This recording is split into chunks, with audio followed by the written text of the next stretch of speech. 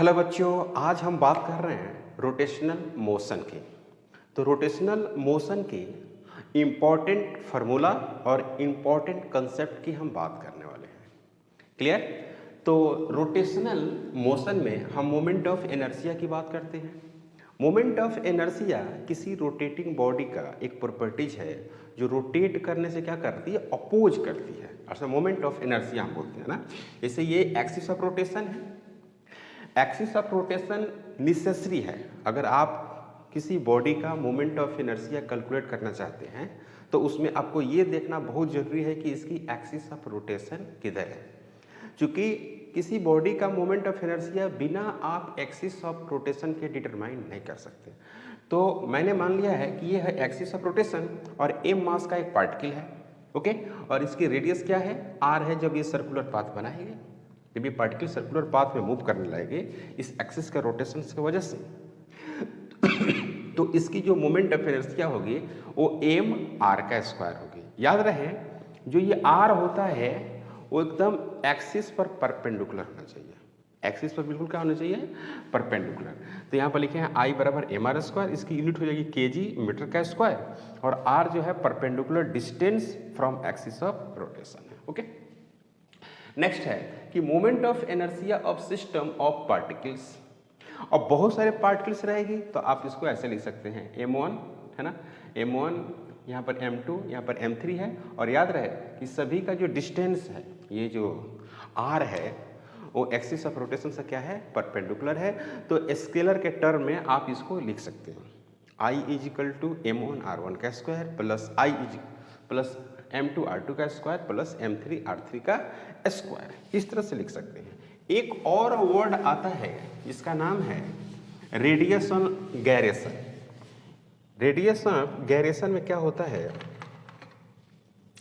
इसमें लिख रहा हूं यहां पर रेडियस ऑफ गैरेशन। ये भी एक रेडियस की ही तरह है ना, बिल्कुल रेडियस की तरह है। और ये इसकी सिंबल हम लोग के देते हैं। जैसे किसी भी बॉडी का, for any body, for any body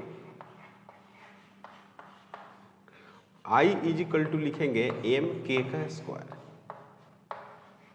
के equal to root under I by M. इसका क्या है, नो मीनिंग, नो मीनिंग, कोई इसका मतलब नहीं है, no meaning without axis of rotation.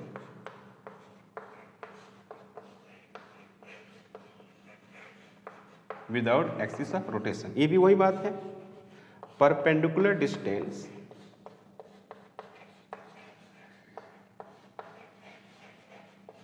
Perpendicular distance from axis of rotation.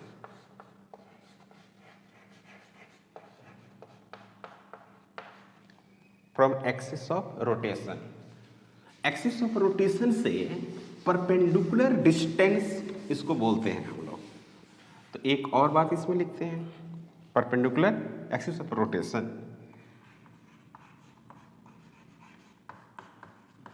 Axis of rotation. Clear? यहां तक तो कोई डाउट नहीं है ना। अब इसको हम लोग क्या करते हैं कि लिखते हैं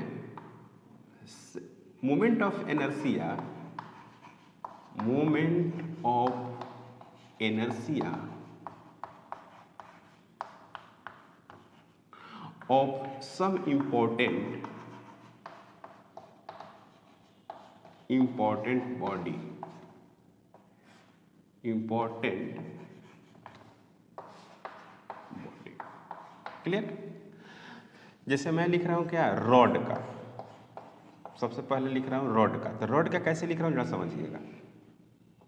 ये रॉड है और इसका एक्सिस ऑफ रोटेशन कहाँ है, बिल्कुल इसके सेंटर ऑफ मास है, सेंटर ऑफ मास से ही रोटेट कर रही है। ओके, इसकी लंबाई क्या है, एल है ना, मास कितनी है, कैपिटल एम है।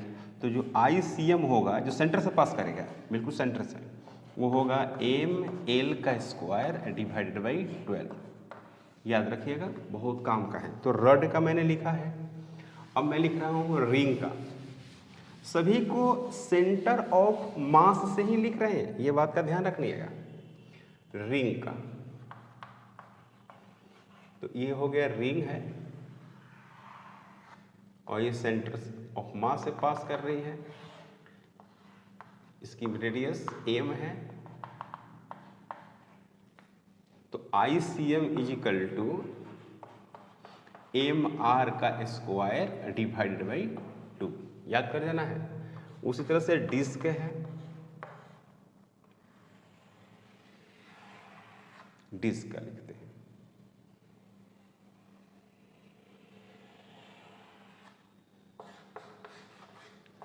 ये डिस्क हो गया और इसके सेंटर ऑफ मास से moment of inertia ICM is equal to MR square, ये रिंग है, रिंग का 2 होता है ना, MR स्क्वायर होता है, इसका होता है MR square by 2। Okay, ring का याद रखिएगा MR स्क्वायर होता है और डिस्क का होता है MR स्क्वायर बाई 2। उसी तरह से होलो सिलेंडर, इसका भी होता है, याद रखिए ICM is equal to ring के बराबर होता है MR स्क्वायर। सेम वैसा ही हम लोग लिखेंगे सॉलिड सिलेंडर। तो सॉलिड सिलेंडर का होता है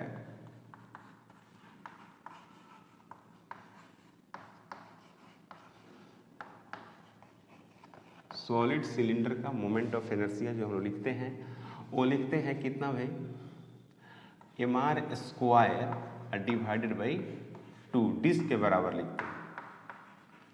क्लियर। थर्ड, अगर मान लीजिए कि इस तरह का हो और ये हाफ डिस्क हो, हाफ डिस्क हो या सिर्फ इतना डिस्क हो, है ना, डिस्क है ये, हाफ डिस्क है, कुछ भी एंगल हो सकता है ना, कुछ भी एंगल हो सकता है एक्सिस ऑफ रोटेशन से। तो इसका भी होगा वो MR स्क्वायर ही होगा, याद रखिएगा MR स्क्वायर बाई 2, है ना। जो बॉडी होती है जैसे डिस्क है, तो डिस्क की क्या होती है MR स्क्वायर बाई 2, तो इसको कितने भी टुकड़े करेंगे ना तो MR स्क्वायर बाई 2 ही होगा। लेकिन अगर इसमें से टुकड़ा काट के रिमूव करते हैं और फिर कहता है कि भाई इसका मोमेंट ऑफ इनर्शिया बताइए, तो ये कंसेप्ट नहीं लगेगा। क्लियर। नेक्स्ट में है लेमिना, इस तरह का है,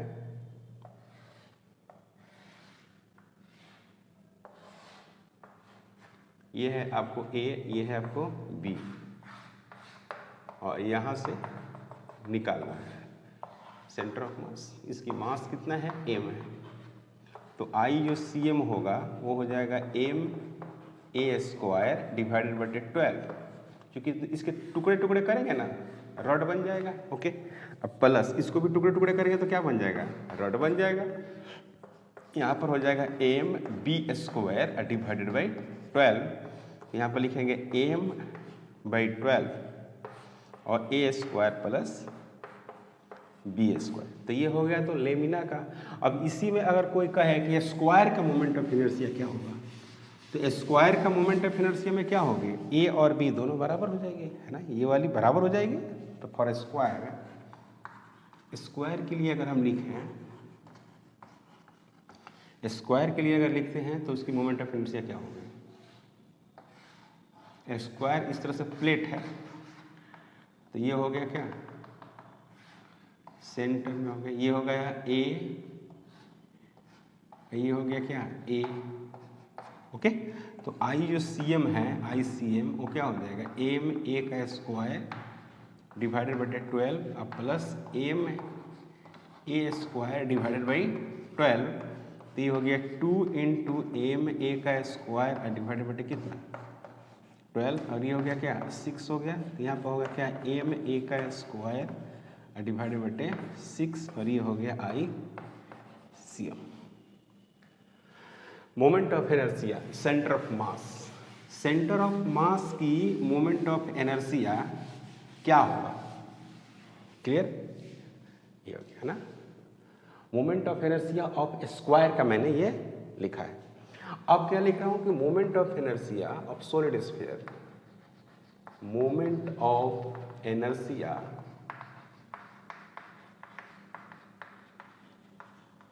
ऑफ सॉलिड स्फीयर, तो ICM is equal to 3/5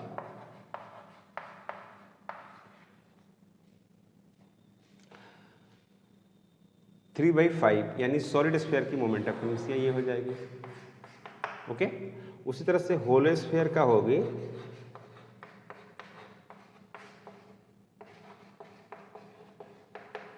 ICM जो होगी वो होगी क्या ना 2/3 mr²। क्लियर है? अब हम लोग क्या कर रहे हैं, अब हम लोग थ्योरम पढ़ेंगे, सम इम्पॉर्टेंट थ्योरम। तो थ्योरम में दो थ्योरम पढ़ते हैं, मोमेंट ऑफ इनर्शिया थ्योरम है, तो एक है आपको parallel axis theorem,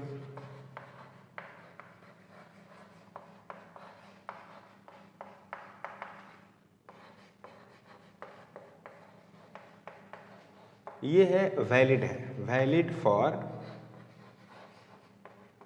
any type of body, any types of body, मतलब कि 1D बॉडी होना चाहिए, है ना, 2D बॉडी हो या 3D बॉडी हो, सभी के लिए वैलिड है।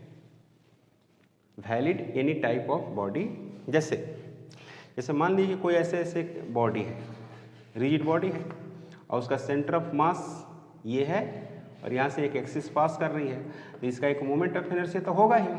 ICM किसी भी बॉडी का सेंटर ऑफ मास होगी और सेंटर ऑफ मास से जब कोई एक्सिस पास करेगी तो उसकी क्या होगी, एक ICM होगी किसी भी बॉडी की। ओके, अब हमको क्या करना है कि इसे पैरेलल एक्सिस थ्योरम है, तो हम चाहते हैं कि इसके अबाउट मोमेंट ऑफ इनर्शिया क्या होंगे, A और B, है ना। हम ये चाहते हैं कि A और B के बीच जो पैरेलल है उसकी मोमेंट ऑफ इनर्शिया क्या होगी, तो ये जो है दूरी, इसको हम मान लेते हैं क्या, D, this is the perpendicular distance. D क्या है, दो पैरेलल एक्सिस के बीच की दूरी है ना। D is equal to distance between parallel axis, distance between parallel axis. Clear है? तो क्या लिखेंगे, IAB is equal to M into D² plus ICM। ये समझ में आया? इसके अबाउट अगर आपको मोमेंट ऑफ इनर्शिया जानना है तो इस बॉडी का मास कितना है, M, तो ये बॉडी का मास और ये परपेंडिकुलर डिस्टेंस, मतलब कि पैरेलल में है तो इस दोनों एक दूसरे को परपेंडिकुलर हो गया ये डिस्टेंस, तो MD² प्लस ICM ऐसा लिखेंगे। जैसे मान लीजिए कि हम कह रहे हैं कि ये एक डिस्क है, मान लेते हैं कि डिस्क है, इसकी सेंटर ऑफ मास से आपको पता है इसकी मोमेंट ऑफ इनर्शिया, और ऐसे एक्सिस है, एक्सिस कैसे है आपके तरफ, और ऐसे ही एक पैरेलल लाइन निकाल देते हैं। समझ में आई बात? तो हमको चाहिए इसके अबाउट मोमेंट ऑफ इनर्शिया, ये हमको मालूम है। ये वाली जो है ICM हमको पता है, ICM कितना है, mr² डिवाइडेड बटे 2, चूंकि ये डिस्क है। और हमको चाहिए किसके अबाउट, इसके अबाउट, इसकी टोटल मास आपको मालूम है, तो फॉर्मूला क्या लिखिएगा, IAB equal to mr² plus mr² divided by 2, तो ये हो जाएगा 3/2 mr², ये हो जाएगा। समझ में आया? पर ये वाली और ये वाली एक्सिस पैरेलल कैसे है, ये एक्सिस आपकी तरफ है और ये भी एक्सिस कहाँ है, आपकी तरफ है, तो दोनों का हो गए, पैरेलल हो गए, और उसके बीच की जो दूरी है कितना हो गई, r हो गई। ये समझ में आपको आया? अब जो जैसे 3D बॉडी होती है उसकी अगर हम बात करें, मान लेते हैं कि मैं होलो स्फीयर की बात करें,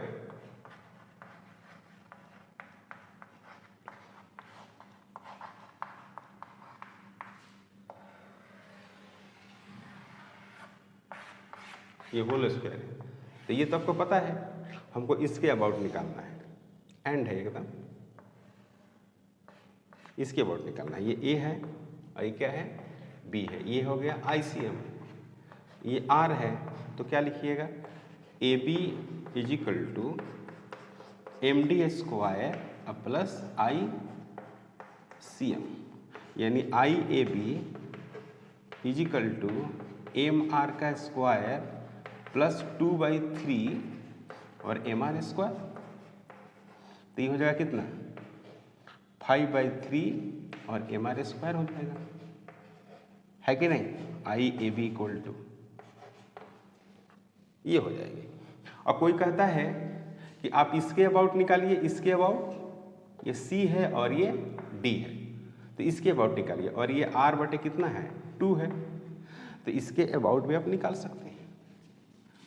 पैरेलल एक्सिस थ्योरम, क्योंकि कहाँ पे पैरेलल एक्सिस थ्योरम लगेगा ये तो आप इसी से पता करेंगे। तो यहाँ पर लिखते हैं ICD is equal to MD square plus ICM, तो ICD is equal to MD square, M और D कहाँ है भाई, D क्या है, R/2 है, तो यहाँ पर लिखेंगे M R square by 4 plus ICM इसका 2/3 MR का square.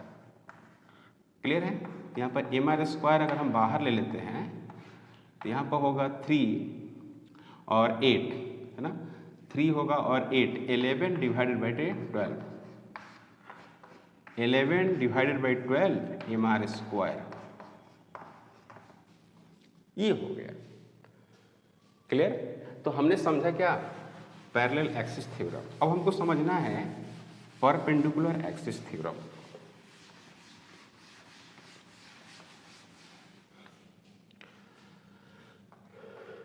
Perpendicular axis theorem, perpendicular axis theorem only valid for 2D body, two-dimensional body.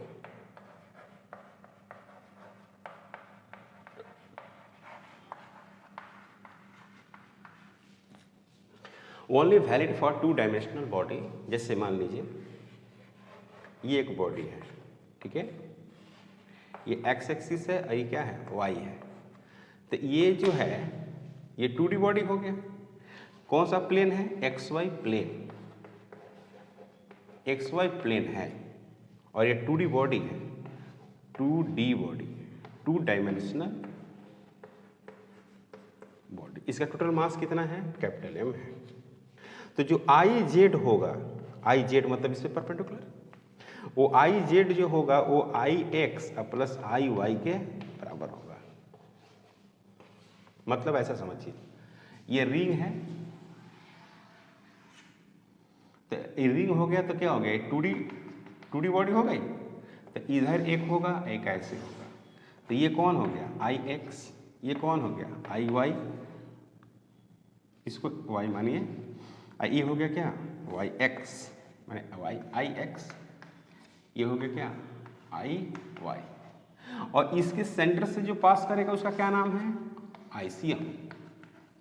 तो Z हो गया ना, ये यहाँ पर ऐसे भी लिख सकते हैं, और ICM equal to IX plus IY, ऐसे भी लिख सकते हैं ना। ICM equal to IX plus IY, इसमें क्या है कि ये X है ये Y है, इस पे परपेंडिकुलर कौन हो गया, Z हो गया, इसको मैंने बोल दिया क्या, ICM। या इसी को आप क्या बोल सकते हैं, IZ भी बोल सकते हैं। तो हम क्या लिख रहे हैं ना, IX plus IY is equal to I centre of mass, I centre of mass. Okay, clear है ये बात, क्लियर है। अब यहां पे जो बात है,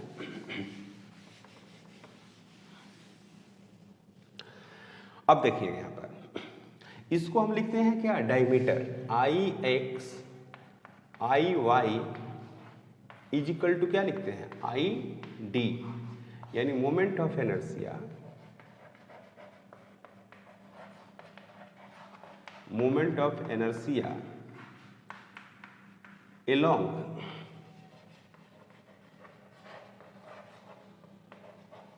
डायमीटर, इसे क्या नाम देते हैं, along डायमीटर। तब ये दोनों तो बराबर है, तो यहाँ पर क्या लिखेंगे, आई सी एम, यहाँ से I C M is equal to I D plus I D, तो यहाँ पर हो जाएगा I C M equal to 2 ID, यहाँ पर लिखेंगे क्या, एम आर का स्क्वायर और 2ID,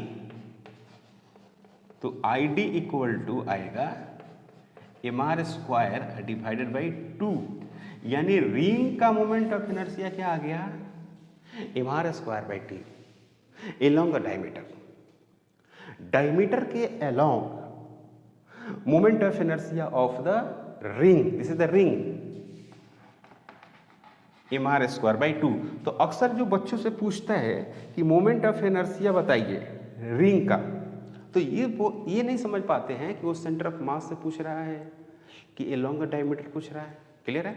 तो एलोंग द डायमीटर पूछेगा तो एम आर स्क्वायर बाई 2 लगाना है। बहुत सारे बच्चे एम आर स्क्वायर ही यूज कर लेते हैं, क्योंकि एम आर स्क्वायर तो सेंटर ऑफ मास से है ना, जब सेंटर ऑफ मास से एक्सिस पास करेगा तब आप लिखेंगे एम आर स्क्वायर। यहाँ पर ऐसा नहीं लिख सकते। जैसे अब मैं डिस्क की बात करूँ, डिस्क की बहुत सारे सवाल आता है, बढ़िया बढ़िया डिस्क है, ठीक है। आपको पूछा है एलोंग द डायमीटर बताने के लिए, तो एलोंग द डायमीटर ये और ये दोनों सेम होगा एलोंग द डायमीटर।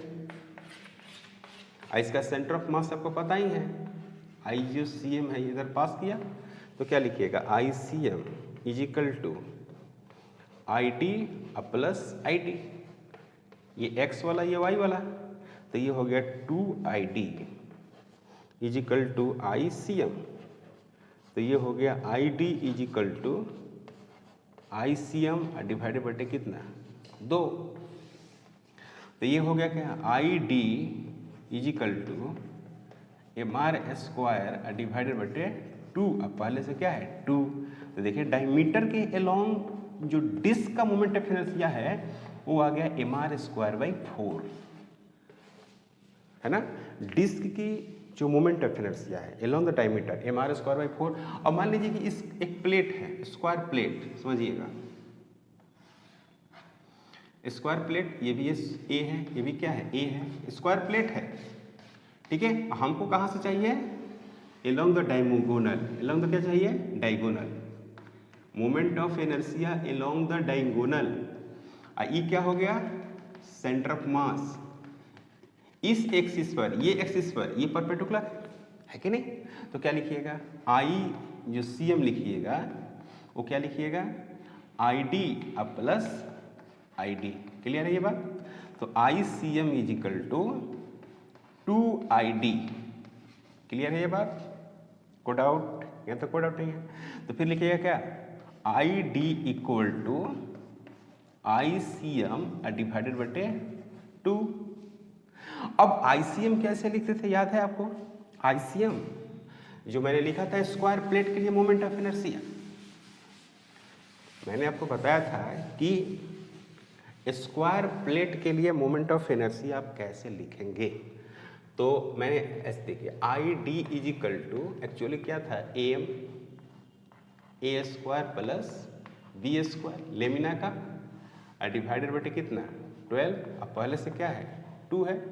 अब यहाँ पर क्या है, a बराबर क्या है b है, तो यहाँ पर लिख सकते हैं M A square into 2 divided बटे 12 इंटू 2 से 2 कटा, तो याद रखिएगा रड जैसा आ गया ना, रड की तरह,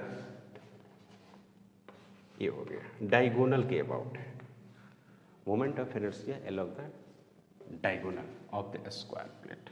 क्लियर? तो हमने पढ़ा क्या, moment of inertia. Moment of inertia में मैंने डिस्क के लिए पढ़ लिया। अगर मान लीजिए कि for non uniform masses, now moment of inertia moment of inertia for non uniform mass. तो इसके लिए जैसे मान कि इस तरह से हो, कोई बॉडी हो ऐसे, है ना, इसका मोमेंट ऑफ इनर्शिया आप निकालना चाहते हैं, तो इसमें करना होगा कि ICM यानी I is equal to x² और dm। क्लियर है? इसमें मोस्ट इंपॉर्टेंट क्या है? dm कैलकुलेट करना, है ना, इंपॉर्टेंट है dm कैलकुलेट करना। तो dm कैसे लिखिएगा? जैसे रॉड है तो रॉड के लिए हम लोग लिखते हैं lambda is equal to m/l लिखते हैं। तो lambda is equal to dm अपन क्या लिखेंगे? dA लिखेंगे। तो dm is equal to lambda into dA लिख देंगे। कोई डाउट बच्चों? कोई डाउट नहीं। वैसे ही अगर हम एरिया के लिए बात करेंगे तो सिग्मा की बात करेंगे और dm बटे क्या करेंगे बात? dA। तो dm इज इक्वल टू लिख देंगे सिग्मा इंटू dA। वैसे ही मैं सॉलिड बॉडी के लिए बात करेंगे तो dm इज इक्वल टू लिखेंगे रो और dv। जैसा कि आप जानते हैं मैंने इसका सेंटर ऑफ मास में भी बात किया था, और इसको इंटीग्रेशन करेंगे और आपको रिजल्ट मिल जाएगा। अब बात करते हैं रोटेशनल काइनेटिक एनर्जी की, है ना। रोटेशनल काइनेटिक एनर्जी क्या है? रोटेशनल काइनेटिक एनर्जी थोड़ा समझिएगा। रोटेशनल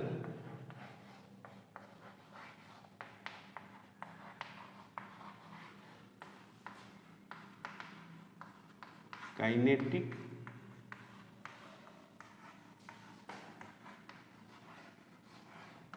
एनर्जी, जैसे मानिए कोई एक रिजिड बॉडी है और इस तरह से क्या कर रही है? वो रोटेट कर रही है। कैसे रोटेट करती है? ओमेगा से। एक बॉडी यहाँ पे है तो ऐसे सर्कुलर पाथ को बनाएगी। एक बॉडी कहीं और है ना, एक बॉडी मान लीजिए कि यहाँ पर है, ऐसे सर्कुलर पाथ बनाएगी। तो ऐसे बहुत सारे बॉडी है ना, M1, M2, R1, R2 radius का, है ना। तो सभी का अपना एक वेलोसिटी होगी ना, v2 होगी, इसका क्या होगी? इधर v1 होगी, इस तरह से होगी। तो जो रोटेशनल काइनेटिक एनर्जी है, रोटेशनल काइनेटिक एनर्जी को हम लिखते हैं काइनेटिक एनर्जी R, है ना। तो kinetic energy R is equal to जो हम लिखेंगे 1/2 लिखेंगे m1 v1 का स्क्वायर प्लस 1/2 लिखेंगे m2 v2 का स्क्वायर प्लस 1/2 mn vn का स्क्वायर। क्लियर है? रोटेशनल काइनेटिक एनर्जी है ना 1/2 m1 है ना, R1 omega 1, R1 omega constant रहेगा, 1/2 m2 R2 ओमेगा, इसका क्या लिखेंगे? Square plus dot dot dot 1/2 mn Rn omega इसका स्क्वायर। इसमें क्या कॉमन है? इसमें 1/2 कॉमन है और ओमेगा स्क्वायर भी कॉमन है। m1 R1 का स्क्वायर प्लस m2 R2 का square plus dot dot dot mn Rn का स्क्वायर। कोई डाउट? यहाँ तक कोई डाउट नहीं है। ओके, तो इसमें हम क्या करते हैं, आप देखिएगा rotational kinetic energy. Rotational kinetic energy में हम लिख सकते हैं 1/2 है ना ओमेगा स्क्वायर इंटू आई। ये पूरा को क्या लिखते हैं? आई लिखते हैं, मोमेंट ऑफ इनर्शिया। तो 1/2 I into omega square rotational kinetic energy हो गया। कोई डाउट नहीं।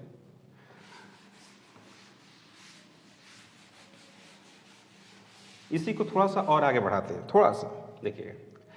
तो इसको रोटेशनल काइनेटिक एनर्जी में अगर हम ऐसे करें 1/2 है आई का स्क्वायर ओमेगा का स्क्वायर डिवाइडेड बाय क्या कर देते हैं? आई। तो इसको लिखते हैं आई ओमेगा इसका स्क्वायर डिवाइडेड बाई 2i। और एल जो होता है आई इंटू क्या होता है? ओमेगा होता है, जैसे आप जानते हैं। और इसको पढ़ते हैं एंगुलर मोमेंटम। क्या पढ़ते हैं बच्चों? Angular momentum. इसका नाम है एंगुलर मोमेंटम। तो के जो आर है, के आर वो क्या बनने जा रहा है भाई? के आर जो बनने जा रहा है वो एल स्क्वायर डिवाइडेड बटे 2i। इंपॉर्टेंट है, बहुत इंपॉर्टेंट है। अब देखिए तो के जो आर है 1/2 आई इंटू ओमेगा का स्क्वायर है, तो इस तरह से भी लिख सकते हैं ना।